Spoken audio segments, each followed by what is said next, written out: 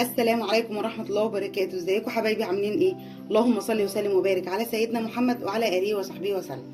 بتيجي نعمل شوية عجوة بالبلح، جامدة جدا ومفيدة جدا وطريقتها سهلة وبسيطة جدا جدا. يلا بينا على طول.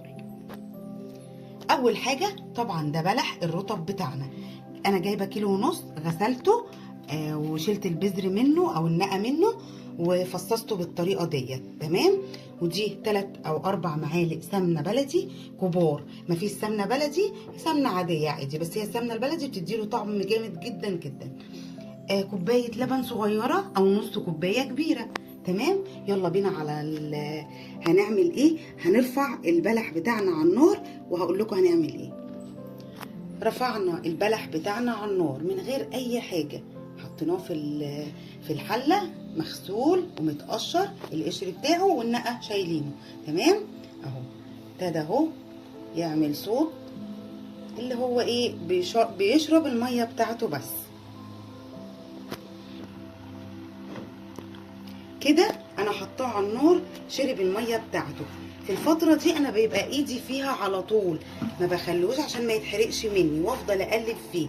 خلاص كده شرب الميه بتاعته. هحط له السمنه بتاعتي. هنحط السمنه كلها ونبتدي ايدينا فيه ونقلب من تحت لفوق، يتشوح بقى ايه بالسمنه بتاعته.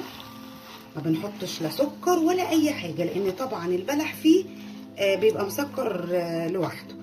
هنفضل بقى نقلب فيه كده. انا عايزه البلحه تبقى مهريه جدا وتبقى مستويه جدا جدا. ايدينا فيه على طول.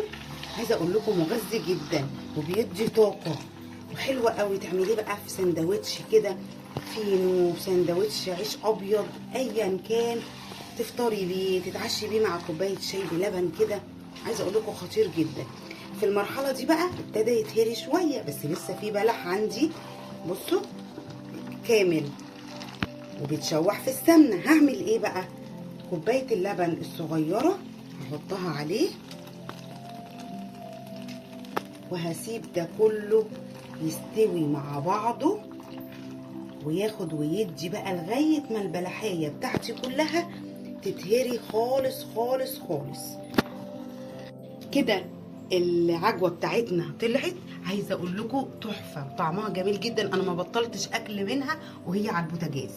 عملتها وحطيتها اهو في الاطباق. انتوا طبعا هتجيبوا الكميه هتحطوها في الحله ونحطها في التلاجة، نطلع منها ونسخن ونحط ونعمل سندوتشات عيش فينو، عيش ابيض. تعالوا يلا بقى نعمل سندوتش كده ونقول بسم الله.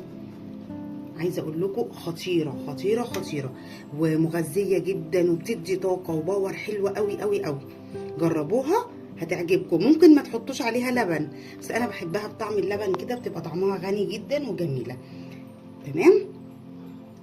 عملنا السندوتش بصوا شكله تحفه وطعمه جميل جدا جدا جدا ومغذي جدا جدا. ممكن تعملوه بالفينو، بالعيش البلدي، بالعيش الابيض اللي يريحكم. جربوها بالطريقه ديت وربنا يديمها علينا نعمه. ما تنسونيش في اللايك والاشتراك، والسلام عليكم ورحمه الله وبركاته.